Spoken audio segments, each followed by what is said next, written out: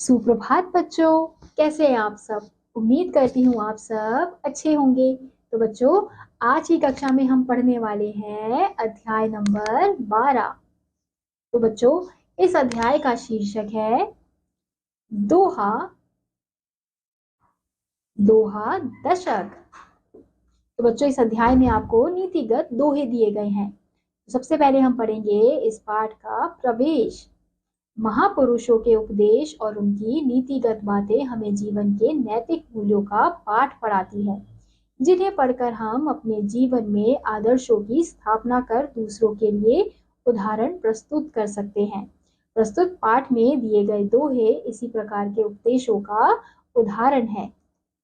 तो बच्चों, हमें इस पाठ में अलग अलग महापुरुषों के दोहे दिए गए हैं, यानी कि जो दोहे उन्होंने लिखे हैं वो दोहे हमें इस अध्याय में दिए गए हैं। और ये जो दोहे हैं बच्चों, इनको पढ़ने से हमें अपने जीवन के नैतिक मूल्यों का उपदेश मिलता है, यानी कि कौन से नैतिक मूल्यों का पालन करना चाहिए, कौन से आदर्शों का पालन करना चाहिए, किस प्रकार से व्यतीत जीवन करना चाहिए। तो ये सब बातें बच्चों इस हमें दोहे के द्वारा पता चलती है। तो चलिए अध्याय को शुरू करते हैं। तो सबसे पहले हमें जो दोहे दिए गए हैं वो है कबीर दास के दोहे।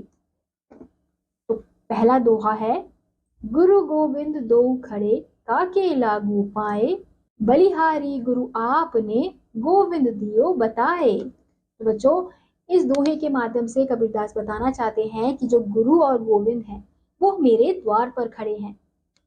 अब मुझे समझ नहीं आ रहा कि मैं किसके पांव छूं, गुरु के पांव छूं या फिर भगवान के पांव छूं। गोविंद यानी कि भगवान ईश्वर। तो अब उन्हें समझ नहीं आ रहा है कि किसके पांव छूं।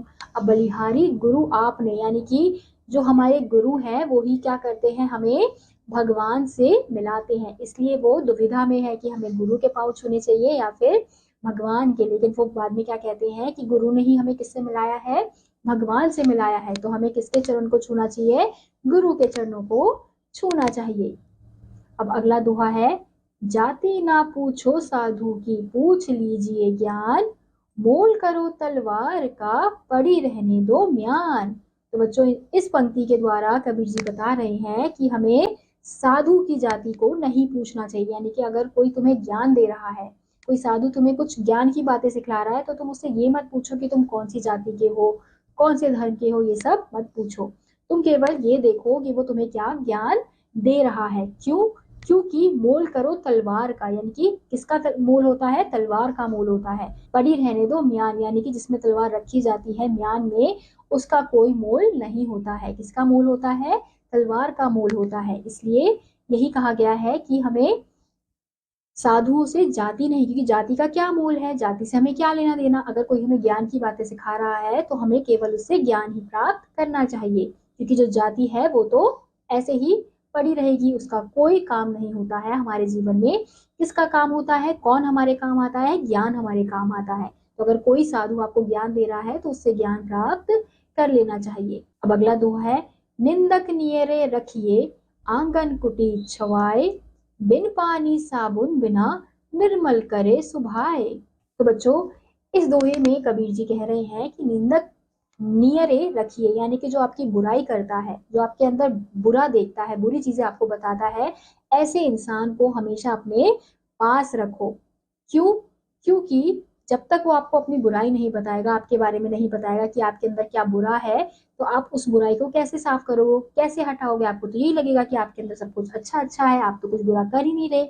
लेकिन अगर कोई बुरा आपको बता रहा है कि आप ये गलत कर रहे हो, ये बुरा कर रहे हो, आपके अंदर ये बुराई है, तो आप उसे ठीक कर सकते हो। जैसे हम बिना साबुन और बिना पानी के अपने तन को साफ नहीं कर सकते, तो जो साबुन और पानी है वो उसी प्रकार होते हैं, हमारे तन को साफ करने के लिए होते हैं। ऐसे ही जो निंदक यानी कि जो बुराई करने वाले लोग होते हैं वो साबुन और पानी के समान होते हैं, यानी कि उनके जरिए ही हमें अपने अंदर की जो गंदगी है, अंदर का जो मैल है वो हम साफ कर पाते हैं। अगला दोहा है, माला तो कर मैं फिरे जीभ फिरे मुख माही, मनुआ तो चहुदिसी फिरे यह तो सुमिरन नाही।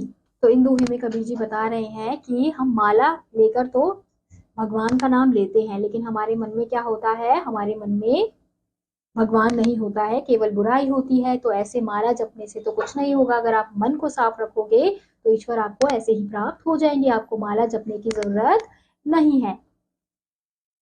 अगला दोहा है, आछे दिन पाछे गए, हरि से किया ना हेत, अब पछताए होत का, जब चिड़िया चुग गई खेत। यानी कि जब अच्छे दिन थे तब तो हरि को याद नहीं किया, अब बुरे दिन में याद करके क्या होगा, अब पछताए क्या होगा जब चिड़िया चुग गई खेत। यानी कि हमें अच्छे दिनों में भी भगवान को याद करना चाहिए। हम क्या करते हैं, केवल बुरे दिनों में ही भगवान को याद करते हैं कि हे भगवान हमारे साथ ये हो गया, हे भगवान इसे ठीक कर दो। लेकिन जब हम हमारे अच्छे दिन होते हैं तो हम भगवान को भूल जाते हैं। तो इसलिए हमें अच्छे और बुरे दोनों दिनों में भगवान को याद करना चाहिए। ये थे बच्चों हमारे कबीर के दोहे। अब है हमारे रहीम के दोहे।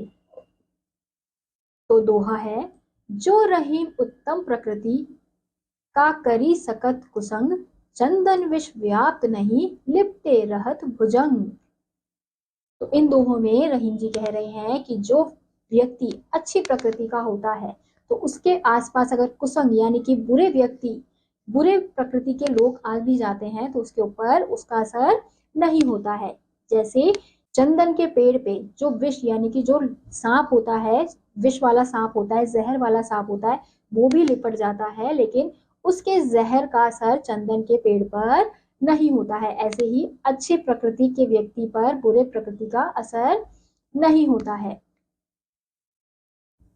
अगला दोहा है, रहीमन देख बड़ेन को, लघु न दीजे डारी, जहां काम आवे सुई, कहा करे तलवारी।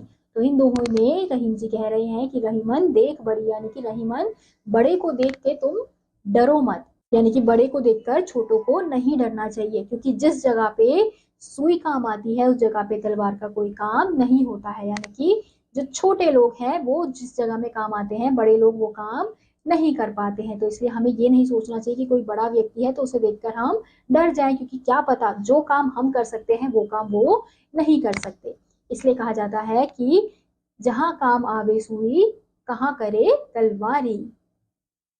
अगला दोहा है, तरुवर फल ना ही खात है, सरवर पियहि न पान, कही रहीम पर काज हित, संपत्ति संचयी सुजान। तो बच्चों इन दोहों में रहीम जी कह रहे हैं कि तरुवर फल यानी कि जो पेड़ है वो अपना फल नहीं खाता है, और जो नदी है वो भी अपना पानी नहीं पीती है। सरवर यानी कि नदी, नदी अपना पानी नहीं पीती है।